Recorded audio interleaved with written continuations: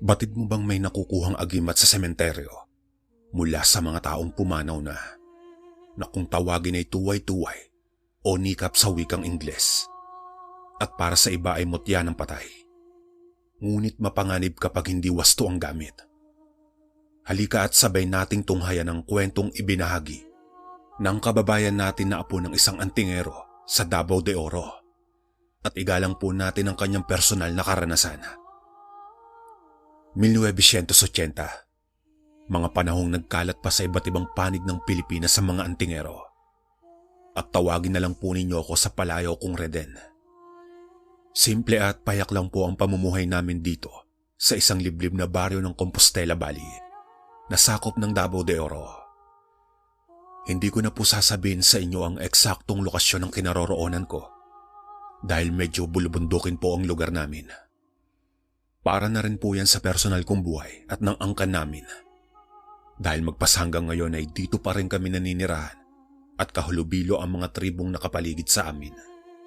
Gayunpaman ay iginagalang naman sa aming baryo ang Lolo Efren.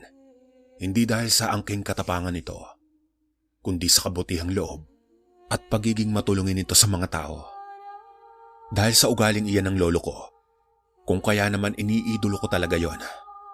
Palagi ko ngang sinasabi sa aking sarili na balang araw ay magiging mabilasik rin akong antingero sa aming baryo at pupuksain ko rin ang mga aswang na magdadala ng takot sa mga tao.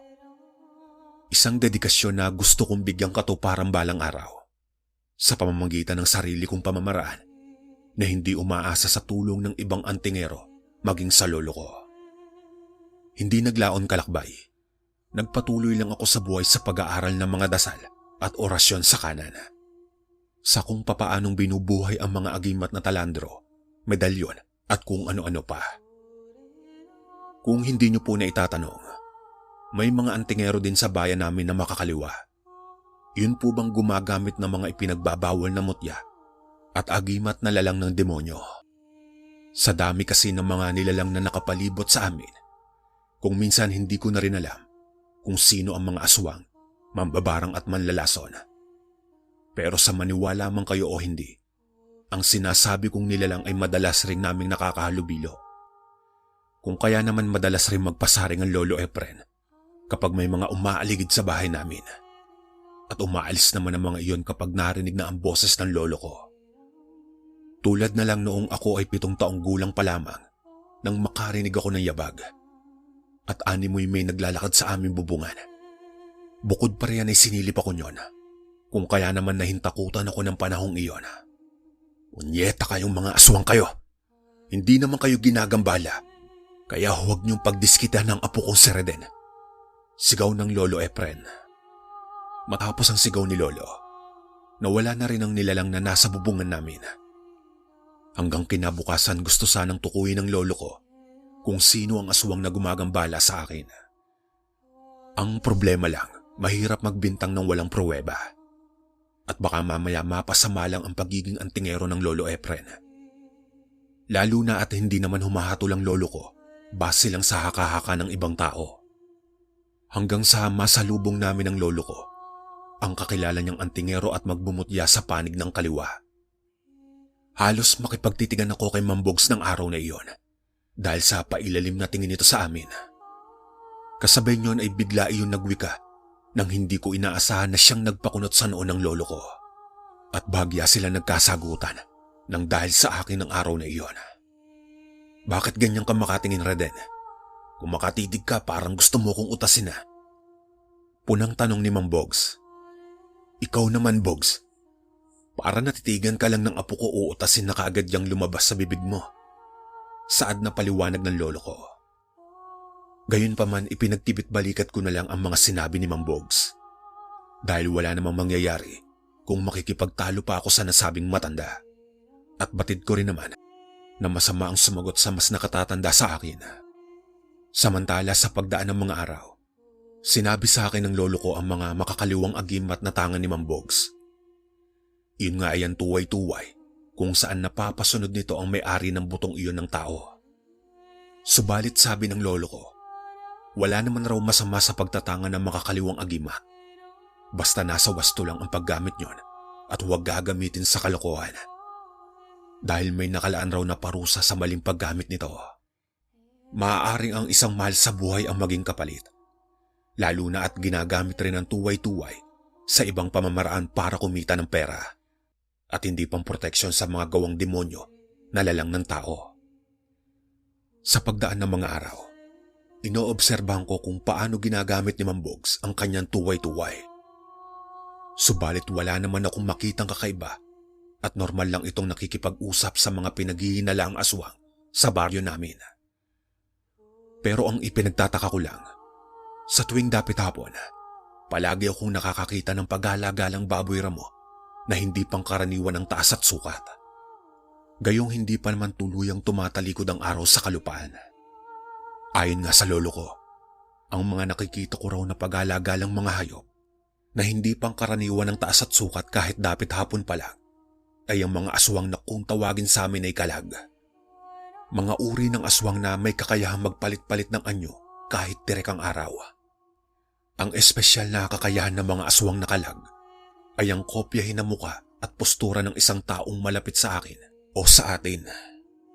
Upang makapambiktima ng mga tao kahit sa umaga, tanghaling tapat o dapit hapon. Mahirap mang paniwalaan ang sinasabi ng lolo ko. Pero isa ang mga kalag sa pinakamabangis na aswang sa Davao de Oro. At malalaman ko lang daw na aswang na kalag ang kausap ko kung hindi niyon maibibigay ang detalye ng kanyang pagkakakilanlan. Sa puntong iyon, kalakbay, mas lalo tuloy akong nabahala sa mga taong kahalubilo ko sa aming baryo. Bata man o matanda, kung minsan na paghihinalaan ko ng aswang, iba pa rin ang mga aswang na binaliw, na sumasalakay rin sa Davao del Norte kahit tirik ang araw. Sa mga sinabit ng lolo ay friend ko, mas lalo tuloy tumaas ang kuryosidad kong magtanga ng isang agimat. Makakaliwa man o kanan, basta ang importante may pamproteksyon ako sa aking sarili laban sa mga demonyong gustong manakit sa akin. Isang araw umugong ang balitang pagkamatay ni Mambogs sa hindi maipaliwanag na kadahilanan. Basta nakita na lang daw ang matandang antingero na gutay-gutay ang katawan sa isang masukal na talahiban ayon sa pamilya nito. Na ayon sa opinyon ng iba, gawa raw iyon ng isang mabilasik na aswang. Bukod pa riyan, napag-alaman rin ng pamilya ni Mambogs na wala ang agimat yun sa katawan. Kung kaya malaki ang hinala ng lolo ko na sinamantala iyon ng kung sino mang demonyo ang pumaslang sa matanda. Kaya ikaw, Reden, kung gusto mo magtanga ng isang agimat, maging responsable ka sa iyong sarili at huwag kang pabaya. Saad pa na paalala ng lolo ko. Subalit tumango na lang ako sa mga tinura ng lolo ko at batid ko sa aking sarili, nakapakanan ko lang ang iniisip nito dahil alam ng lolo na noon pa man ay gusto ko na maging antingero. Para kasi sa akin hindi sapat ang aral sa mga libreta ng lolo ko. Mainam pa rin kung may taglay akong agimat na magbibigay sa akin ng proteksyon. Maging ito man ay galing sa kaliwa na mainam rin pumuksa sa mga aswang. Sa pagdaan ng mga araw, panaka-nakapang lumalalim ang aking kuryosidad na alamin at suriin pa ang mga lihim na aral. Upang sa ganon ay mas lalo ko pang maunawaan ang dalang bisa at galing ng mga agimat. Ganyan naman talaga kasi ang buhay para sa akin. Ika nga ng matatanda sa amin, ang mahihina ang siyang papanaw at ang malalakas ang siyang maghahari sa kalupaan. Aswang man o antingero, isa lang ang dapat mabuhay. Kaya naman nang iburol si Mambogs, dumagsa sa lamay nito ang mga antingero, magmumutya at mga albularyo. Makakaliwa man o kanan ay nagsama-sama para magpakita ng paggalang sa kanilang kaisa. May mga namataan rin akong galing pa sa iba't ibang panig ng Davao, maging ang mga nasa karatig baryo. Gayon din ang malakas sa pinakamalakas na antingero ay naroon din sa lamay. Sa ganoong senaryo, mas lalo tuloy ako namangha sa aking mga nakikita habang kasama ko ang Lolo Efren. At wala naman akong nakikitang problema sa dalawang uri ng mga antingero sa lamay. Bagkus nagpapalitan pa sila ng mga kuro-kuro sa usaping mutya at agimat. Hanggang sa mapansin kong may umaaligid sa lamay ni Mambogs at alam kong hindi iyon ang mga alagang hayop. Dahil bukod sa mga nanlilisik niyong mga mata ay naglalaway pa ang mga ito. Sa pagtayo naman ng isang matanda sa upuan, biglang napalabas sa bakuran ni Mang Berting ang isang antingero na naroroon sa lamay. Kasabay niyo na bigla iyon nagwika na ikinagulat ng mga antingero at magmumutya. Napakalakas naman ang loob ninyong mga aswang kayo. Matapos niyong paslangin ang kasama namin, nakuha pa ninyo talagang sumilip sa lamay ni Bogs. Mga demonyo kayo. Giit na sigaw ni Mang Berting. Hindi naglaon nakita kong tumalilis ng takbo palayo ang dalawang itim na aso at ang isang baboy ramo na tila nahintakutan sa nasabing antingero. Kaya naman nagwika rin ng ibang antingerong naroon. Tama na yan, Berting. Igalang natin ang burol ni Bogs. May tamang pagkakataon para sa mga demonyong yan. Saad na paliwanag ng isang antingero. Sa kalaunan ay nabaling sa akin ang tingin ni Mang Berting. Sabi niya ako raw ang pinakabatang naroon sa lamay. Isa pa hindi naman raw ako antingero at bakit naroon ako. Kasabay niyo na itinanong ako nito kung kanino raw akong apo. Walang alinlangan naman na sumagot ang Lolo Efren at ipinakilala ako sa mga antingerong naroon sa lamay ni Mang Bogs. Halos mapa-oo naman si Mang Berting nang malaman na may dugong antingero ang dumadaloy sa katawan ko. Kasabay niyo napatanong tuloy ang nasabing matanda kung gusto ko raw bang maging mabilasik na antingero pagdating ng araw. At dahil iyon naman talaga ang gusto kong mangyari, kaya sinagot ko si Mang Berting ng walang ligoy. Pero nagulat ako nang bumulong sa akin ng matanda at nagwika yun ng hindi ko inaasahan habang nasa lamay kami ni Mang Bogs. Reden, total nandito rin naman tayo sa lamay ni Manong Bogs mo. May ipapakuha akong agimat sa'yo. Ngunit sa gabi iyon isa sa katuparan kung malakas ang loob mo. Saad na paliwanag ni Mang Berting. Lingid sa kaalaman ng Lolo Efren, matapos kong makipag-usap sa kasama niyang antingero, walang alinlangan kung pinaghandaan ang pagpunta sa sementeryo. Iyon ay hindi upang dumalaw, kundi ang buksan ng nicho ng isang bantog na antingero ng Davao. Subalit nang mahanap ko ang nichong sinasabi ni Mang Berting sa isang pampublikong sementeryo sa bayan namin, aaminin ko pong nangilabot ako dahil pasado 10:00 na ng gabi iyon. Bukod pa riyan, isang Santiago Luces ang nakalagak sa nichong nasa harapan ko na kilala ng mga antingero. Halos magkahalong emosyon ang namutawi sa akin ng gabing iyon. Habang nanginginig ang mga kamay ko at naninindig ang aking balahibo. Pero walang alinlangan kong nabuksan ang nicho sa pautay-utay na pamamaraan at nailabas ang gutay-gutay na kabaong.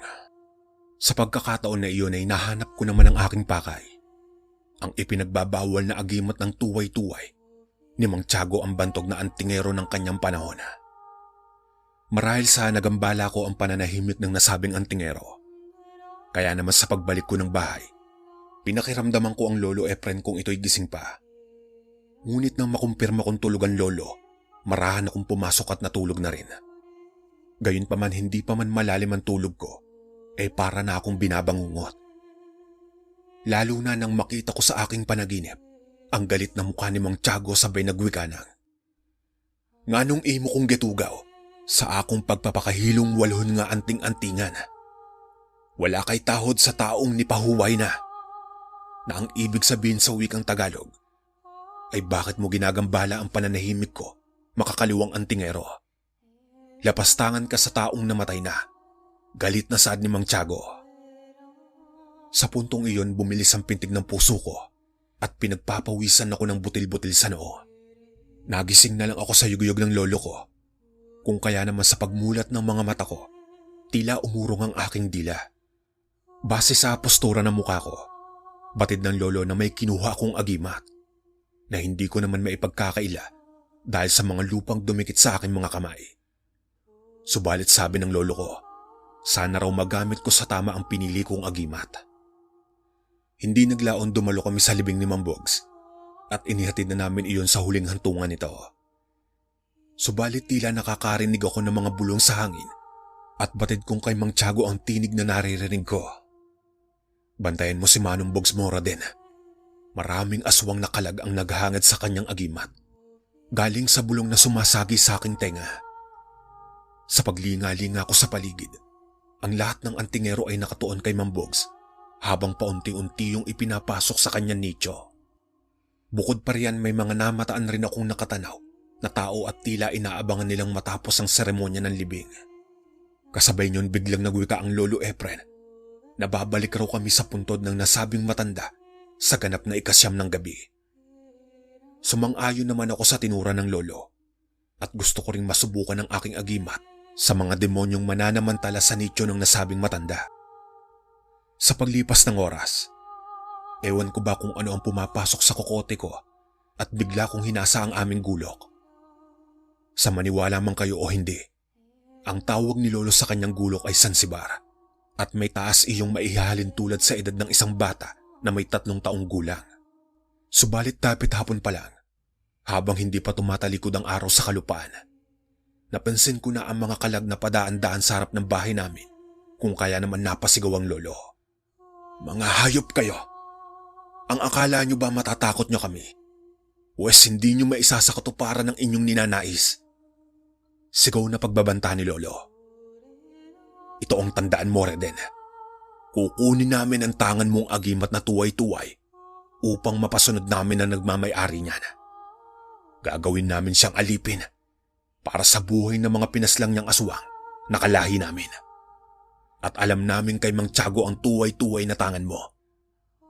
Banta ng isang aswang na kalag.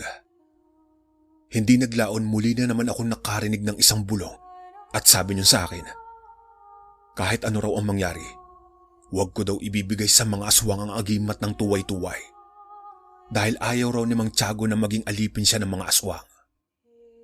Kung kaya naman bumulong rin ako sa hangin at sinabi ko kay Mang Tiago, nagabayan niya rin ako laban sa mga aswang na gustong magpabagsak sa akin. Sa pagsapit ng itinakdang oras, tumuloy na kami ni Lolo Efren sa sementeryo. Dooy kitang-kita ko ang mga kalag na nag-aabang sa amin ng lolo ko habang tangan ko ang matalim naming Sansibar. Palapit pa lang kami sa puntod ni Mang Bogs, sumisigaw na ang isang aswang. Na Florante ang ngalan ayon sa kasama nito. "Reden! Reden! Akalain mo nga naman dumayo ka pa ng sementeryong ito para magpatiwakal ka sa hindi naman ninyo kaano-ano. Isa pa kukunin ko ang tuway-tuway na tangan mo dahil ang may-ari ng tuway na yan ay si Mang Tiago. At batid naming ikaw, Reden, ang nagbukas ng kanyang nicho at naunahan mo lang kami." Magkasunod na paliwanag ni Mang Florante. "Ang dami mong sinasabi, Florante. Sumugod kayo kung susugod kayo.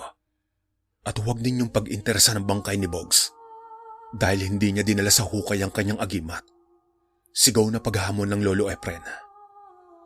Sa gitna ng aming mainit na pakikipagtalo sa mga kalag, humigpit ang hawak ko sa aking tangan na Sansibar at naramdaman ko na ang aking sarili na tila may nagmamanipula sa aking katawan.